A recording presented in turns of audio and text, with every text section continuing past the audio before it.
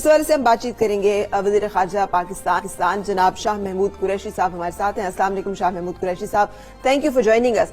फरमाइएगा sir कि मुसलसल ये जो चेहरा भारत का खुलकर सामने आ रहा है, उनके नाम नहाद दावों की जो कलई है वो खुलती और उतरती चली जा रही है, क्या दुनिया को भारत का ये नया चेहरा दिखाना और इसको पहचान कराना पाकिस्तान के लिए अब मुश्किल रहा है? देखिए, पाकिस्तान तो उनका चेहरा मुसलसल दिखा रहा है। आपको याद होगा 14 नवंबर को मैंने इस्लामाबाद में एक प्रेस कॉन्फ्रेंस की थी, जिसमें मैंने वो डॉसियर पेश किया था, जिसमें हमने वो शवाहिद दिए थे कि हिंदुस्तान पाकिस्तान में किस तरह दहशतगर्दी की पुष्पनाई कर रहा है, किस तरह फाइनेंस कर रहा है, किस तरह मटेरियल प्रोवाइड कर रहा है, किस तरह मुख्तलिफ तरह जो सरजमीन है गिरदो नवाह की और अपने मुल्क की इस्तेमाल कर रहा है, हमने वाज़ेह कर दिया। फिर हमारे इन इंकशाफात को तक़वियत मिलती है जो डिसइंफो लैब EU की आती है, उनके इंकशाफात वो क्या कहते हैं? वो कहते हैं कि हिंदुस्तान ने 750 के लगभग जाली NGOs, जाली वेबसाइट्स कायम की, जिनके जरिए पाकिस्तान के खिलाफ तोहमत और मलामत की गई और इल्जामात लगाए गए बिला वजह, और पाकिस्तान के खिलाफ एक पूरी प्रोपेगेंडा और स्मेयर कैंपेन कायम की गई। हमने नहीं, एक तीसरी पार्टी ने इंकशाफ किया। और अब चौथा आप ये देखिए, ये जो आपके सामने ये जो चैट आया है अरनाब गोस्वामी और दास गुप्ता के दरमियान, इससे वाज़ेह हो गया कि हिंदुस्तान ने सियासत के लिए एक फॉल्स फ्लैग ऑपरेशन, पुलवामा का फॉल्स फ्लैग ऑपरेशन, उन्होंने अपने सियासी मकासद के लिए एक नाटक रचाया, अपने 40 के करीब सिपाहियों को मरवाया और उनकी मौत पर अपनी जो सियासत है चमकाई और अपने इलेक्शन की जीत की राह हमवार की। ये अब बिल्कुल वाज़ेह हो गया है। इससे जाहिर ये होता है कि आज दिल्ली में एक ऐसी गैर जिम्मेदार हुकूमत है जो अपने मकासद हासिल करने के लिए कुछ भी कर सकती है। वो लोगों को मरवा सकती है, वो इम्तियाजी कवानीन पास करवा सकती है, वो अक़लियतों को निशाना बना सकती है। इस दिन आपके सामने है, बाबरी मस्जिद का जो है वाकया आपके सामने है, और फिर अदालतों के फैसले आपके सामने है, सब बरी और जिम्मा हो गए। ये पूरा नक्शा जब आप सामने रखते हैं तो दुनिया के सामने ये आया हो गया कि वो भारत जिसको वो डेमोक्रेटिक समझते थे, वो भारत जिसको वो सेकुलर समझते थे, आज वहाँ एक फैशिस्ट हिंदुत्व रजीम का कब्जा है।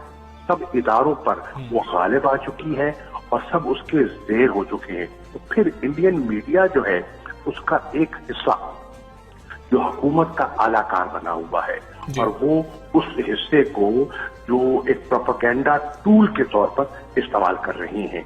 अब जिम्मेदारी आयद होती है बैन अक़वामी कम्युनिटी पर, हिंदुस्तान को अकाउंटेबल ठहराए, क्योंकि वो इस खित्ते के अमन और इस्तेहकाम को दांव पर लगाने का इरादा रखते हैं। बिल्कुल ठीक है। शाह महमूद कुरैशी साहब, बालाकोट का मामला हो, दरअंदाजी का या पुलवामा का मामला हो, सब कुछ खुल के सामने आ गया। भारत के अंदर एहतजाज हो रहा है। कांग्रेस की बात कर लें, अपोजिशन पार्टीज की बात कर लें, वो कह रहे हैं इंक्वायरी होनी चाहिए और जो जिम्मेदारान हैं उनके खिलाफ कार्रवाई होनी चाहिए। लेकिन जो भारतीय हुकूमत है उनका मौकिफ बड़ा सीधा सा है। वो कहते हैं ये कोई इतना बड़ा मामला नहीं है, लोग तो भूल जाएंगे, ये कोई इतनी बड़ी बात नहीं है। क्या आप समझते हैं ये इतनी बड़ी बात नहीं है और ऐसे ही अक़वाम आलम इसको भूल जाएंगे? पाकिस्तान भूलने देगा किसी को? देखिए, पहली बात तो ये है, अक़वाम आलम को ये सोचना चाहिए कि इसकी बुनियाद पर जो 26 फरवरी को इन्होंने बालाकोट पर हमला किया, पाकिस्तान की एयर स्पेस को वायलेट किया, हमारी सॉवरेनिटी को वायलेट किया, उसका नतीजा क्या निकल सकता था? शुक्र है कि वहाँ कोई जानी नुकसान नहीं हुआ। फर्ज कीजिए हलाकतें हो जाती, ठीक है, फर्ज कीजिए इससे ज्यादा नुकसान हो जाता। जिस दिन पाकिस्तान ने दूसरे दिन रिटेलिएट किया 22 फरवरी को, वो हमने एहतियात बरती और हमने ये फैसला किया था कि हमने अपनी सलाहियत का इजहार करना है, जानी नुकसान नहीं करना। फर्ज कीजिए हाँ जानी नुकसान हो जाता, तो क्या इस वाक़े से एक साउथ एशिया जहां एक न्यूक्लियर एनवायरनमेंट मौजूद है, वहां एक जंग छिड़ने का खदशा नहीं था? इससे ज्यादा गैर जिम्मेदाराना हरकत क्या हो सकती है? और इस पर दुनिया खामोश रहेगी? मैं समझता हूं भारत की ऑपोजिशन ने अगर ये मुतालबा किया है तो ये बड़ा जायज मुतालबा है, और ये कह देना कि वो पाकिस्तान की जबान बोल रही है गैर जिम्मेदाराना, और ये तोहमत है, वो पाकिस्तान की नहीं, वो कह रहे हैं हम हकायक पे पर्दा उठाना चाहते हैं कि क्या हमारे यहाँ ऐसी हुकूमत है जो सियासत के लिए इस हद तक आगे जा सकती है। बिल्कुल सर, ये भी फरमाइएगा, जो बाइडन की जो नई इंतजामिया है वो भी अब इख्तियार जो है वो संभालने को है, जिसके साथ इस खत्ते में बहुत सारी तब्दीलियां, जिसमें कि पाकिस्तान अफगानिस्तान के साथ अमन मुज़ाकरात के एक अहम फेज में है। और पिछले दिनों एक और किताब भी सामने आई, एनिमी ऑफ माई एनिमी, जिसमें इंडिया और अफगानिस्तान के गठजोड़ को खुल के बयान किया गया। बलूचिस्तान में दहशत गर्दी हो या फिर केपी में इश्तियाल अंगेजी, इन तमाम वाकयात को दुनिया के सामने पेश करके और भारत का सही चेहरा सामने लाने में हमें और किन चैलेंजेस का सामना है और हम किस तरह से इस मामले को अब हैंडल करेंगे?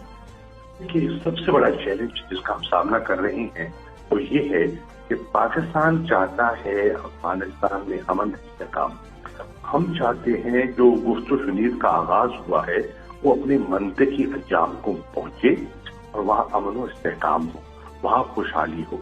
लेकिन चैलेंज ये है कि अफगानिस्तान के अंदर ऐसे अनासिर मौजूद हैं और बाहर भी ऐसी कुव्वतें बैठी हैं जो स्पॉइलर का किरदार अदा कर रही हैं और जो इसमें रखना अंदाजी डाल रही हैं, वो मुश्किलात पैदा कर रही हैं, और जो मज़ाकराती अमल है उसमें वो रुकावटें डालते हैं और उस चीज को अपने मंतकी अंजाम तक पहुंचाने में वो रुकावटें खड़ी कर रही हैं।